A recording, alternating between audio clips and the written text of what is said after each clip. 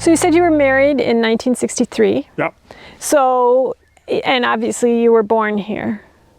I was born in Sturgeon Bay, over the bridge. It used to be a hospital. Oh, really? Yes. Yep. Oh, okay. Yeah. So what was it like here? All it is fields. There was one from the back of the barn all the way to the line fence up there. That was the lane. We called it the lane. There were no other side trails or anything. This was a hay field. Oh my goodness. And over here we had Dad had potatoes, a small potato field. Okay. And up there we grew grain. And I still remember as a kid, before I was in school, my mom took a flour sack and made a small sack like this. Uh-huh. And then when the guys came to do the threshing, you know how that used to be. Yes. Everybody would get together. The threshing machine would come up, and they had a gas engine which powered the threshing machine. And then I could carry my little bag of oats and take it over to the grain mill. The other guys had the big sacks, and I had the little. Yeah, because you have to help. That. Okay, that's so cool. Yeah. And when I was small, we didn't have electricity yet. We used to go to Jacksonport to the ice house every week. Okay. And get a block of ice for our ice box. We had an ice box in the back porch. Uh-huh. And my mother's washing machine was run by a gas engine.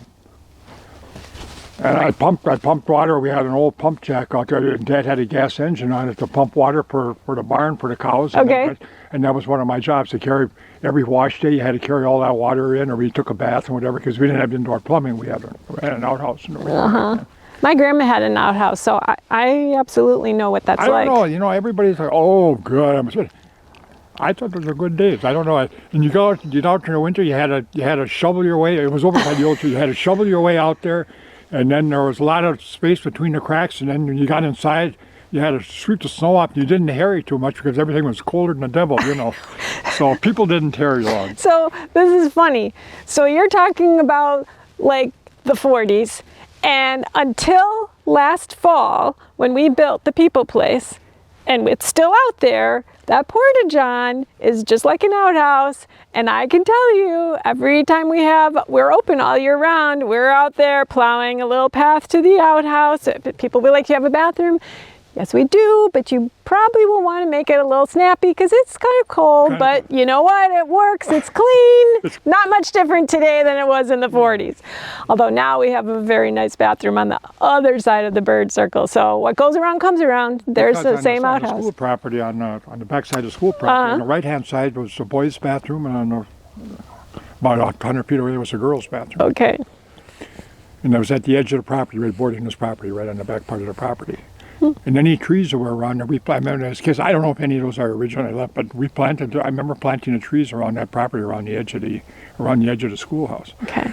When I was a kid growing up, there were lots of trees growing along lots of trees. Really? And they come along to put that road in. Oh. And they cut all those trees down. But if you notice, you're going to say, why are those trees? Dad fought that and fought that and fought that. They finally made an exception. Those trees right in front of the house, they never cut because he wouldn't let them cut those trees. He loved those trees. So was Clint's house your house? Huh? Yeah. It was? Oh, sure, yeah. And it's a lot different after him. Okay. I had my... Huh? It's not that different. Oh, yes, it is. Oh, Okay. yes, it is. You don't know how different it is. Oh, well, okay. The changes that they made, I didn't recognize the inside of the house. Really? Yeah. And by the way, we used to have a lot of trouble with bats up in the attic. Oh, really? And my mom was a Weber, from Northern North County. That the whole fishing family up there. That's my mom's family. Okay. And she used to get the old nets from there, and she'd make up the nets, and then wherever the bats would come out, they'd put the nets up to catch the bats. And I mentioned that to Clint. I said, Clint, do you have any trouble with bats? He said, no, not really. And he said they had this big pine snake. He showed me on the ledge upstairs that this pine snake would be up on the ledge upstairs. Ask Clint to tell you about that. Oh. And my wife looked and said, holy mackerel. My mother would have known there was a pine snake, but the pine snake was up there, obviously hunting the bats. Oh, but Clint looked, it's just, you know how he is. He's very ecologically minded. You know what kind of guy he is. How Clint is. Yeah, well, they were taking care of the bats. I can just hear Clint. Yep. Oh, boy.